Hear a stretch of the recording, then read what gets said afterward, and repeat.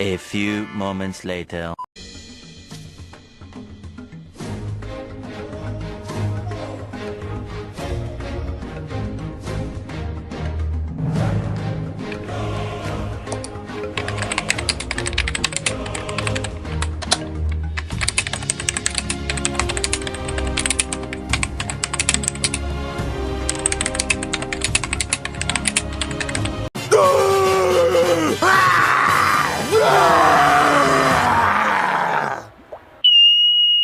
Bismillahirrahmanirrahim. Assalamualaikum warahmatullahi wabarakatuh.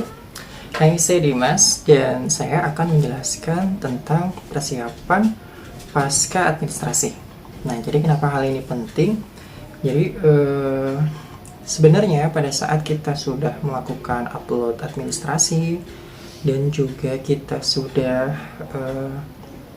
mengupload esai juga, itu sebenarnya kita tinggal nunggu apakah kita lolos atau tidak.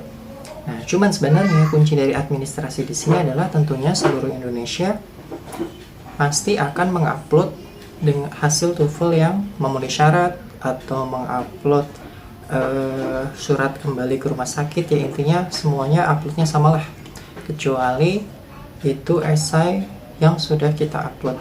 Nah, tentunya berbeda-beda. Nah, biasanya itu yang dinilai pada saat uji administrasi itu adalah kelayakan atau keabsahan dari dokumen tersebut, dan yang kedua adalah apakah esai kita menarik atau tidak. Nah, tapi terlepas dari itu, tentunya sambil kita menunggu adalah kita melakukan persiapan ujian pasca kita lulus administrasi. Nah, apa aja sih yang dipersiapkan? Nah, jadi pada saat ujian administrasi itu, pasca administrasi itu adalah kita akan melakukan tes potensi akademik. Nah, tes potensi akademik itu sama seperti tes potensi akademik biasanya, namun yang paling penting di sini adalah pengetahuan umum tentang kenegaraan tersebut. Nah, pengetahuan inilah yang justru soalnya memiliki bobot yang lumayan banyak ya, hampir lebih dari setengahnya waktu itu saya. Nah, jadi kuncinya itu adalah kita harus latihan TPA dan juga kita membaca hal-hal yang berkaitan dengan kepemerintahan. Nah, itu sangat penting sekali. Nah, lalu yang ketiga yang harus kita persiapkan adalah esai di tempat. Nah, ini nih. Nah, contohnya kayak gini nih. Jadi kalau misalnya esai di tempat itu benar-benar pada saat kita mendapatkan topik, nah kita langsung mengerjakan esai pada saat itu juga. Nah, biasanya esai yang akan atau misalnya topik yang akan dipilih itu adalah topik 3-6 bulan terakhir. Nah, 3-6 bulan terakhirlah di sini yang nantinya kita akan benar-benar apakah kita tahu tentang perkembangan Indonesia pada saat itu. Baik itu pemberitaan, bisa olahraga, bisa tentang program-program yang dilaksanakan oleh pemerintah, bisa tentang isu-isu terkini. Nah, itulah yang harus kita perhatikan.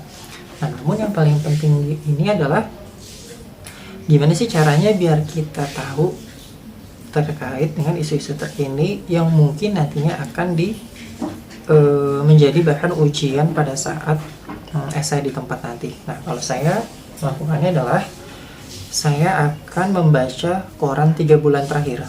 Nah, koran 3 bulan terakhir bisa koran Kompas atau Media Indonesia, dan teman-teman bisa langsung ke websitenya sendiri lalu mendownload e-paper di sana. Nah, caranya nggak perlu baca semua koran. Jadi ambil saja poin judul utamanya. Nah, di judul utamanya itu selanjutnya kalian harus mencari apa isi dari topik tersebut. Misalnya satu kalimat aja cukup ditulis ya, misalnya Kompas hari Senin, kita tulis nih judulnya apa. Nah, setelah ditulis judulnya apa, lalu kita tulis saja satu kalimat atau 2 kalimat, maksud dari judul ini tuh apa sih, topik ini apa sih. Nah, ditulis. Dan yang paling penting adalah kalian memasukkan data yang ada di berita tersebut. Nah, misalnya kenapa artikel itu dibuat? Oh, ternyata ada sekian 20% masyarakat Indonesia bla bla bla. Nah, itu kamu tulis tuh. Nah, fungsinya untuk apa? Jadi nanti kita nge-recall-nya gampang. Nah, misalnya Kayak contohnya saya dulu dapat topik tentang program dana peminjaman mahasiswa. Nah, kalau misalnya saya nggak pernah baca topik tersebut, atau misalnya orang-orang biasa pada umumnya, maka kita akan membuat esai yang berdasarkan apa yang kita inginkan. Misalnya kayak ini, oh, dana peminjaman mahasiswa sangat berguna untuk mahasiswa, dan juga ini baik programnya untuk dilanjutkan. Padahal tidak ke arah sana. Kenapa sih dana peminjaman program mahasiswa ini dibuat? Nah, dari situ muncullah data. Oh, misalnya sekian persen mahasiswa di Indonesia tidak dapat melanjutkan program studinya, misalnya terkait dengan biaya atau masalah lainnya, atau misalnya anak SMA yang tidak bisa melanjutkan perguruan tinggi.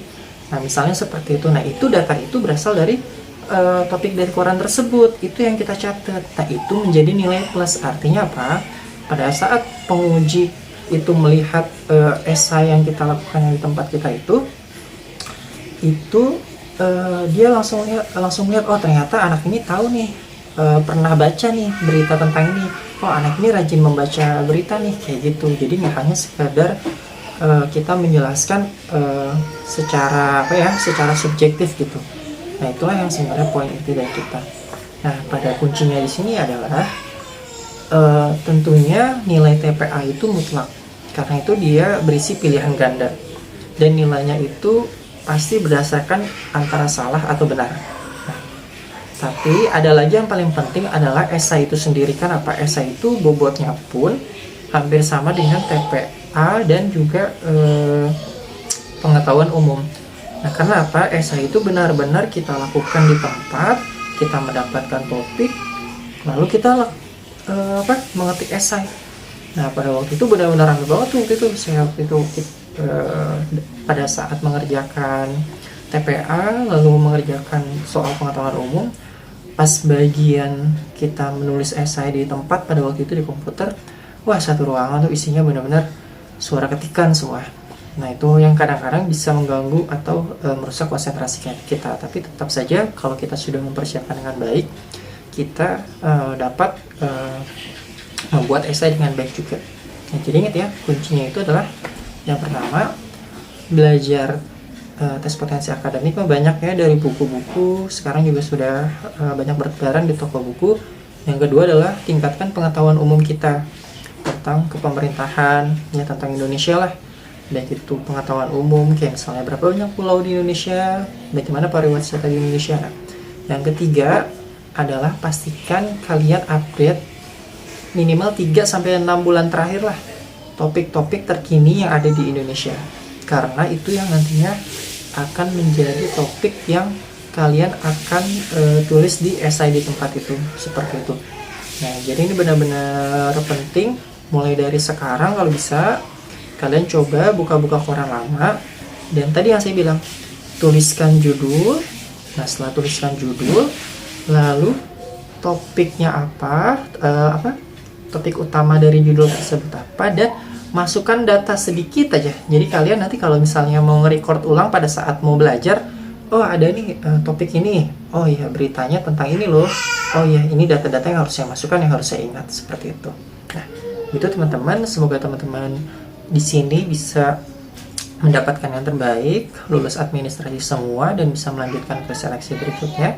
Yang pasti tetap semangat, stay positif, dan insya Allah kalau rezeki itu nggak akan kemana. Terima kasih. Wassalamualaikum warahmatullahi wabarakatuh.